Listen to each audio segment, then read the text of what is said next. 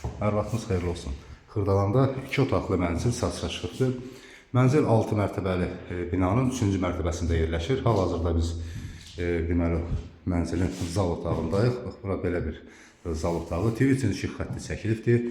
Təmiri yaxşı vəziyyətdədir. Yəni natamam işlər qalıb bir balaca. Kondisioner üçün də işıq xətti çəkilib. Bura zal otağıdır. Mənzil onu deyim ki, Av Parka yaxın bir ərazidə yerləşir.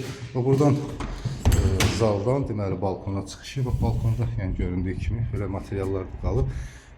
Kombi sistemi burada yığılıbdır, qaz sayğacı qoyulubdur və katı olaraq istilik üçün ariston qoyulub, o da götürüləcək. Və burada isə bax Avın binaları görsənir. Yəni Av Parka yaxındır, yaxınlıqda məktəb də yerləşir, yəni 5 nömrəli məktəb də yaxınlıqda yerləşir. Binaya qaz, su, işıq verilib, daimidir.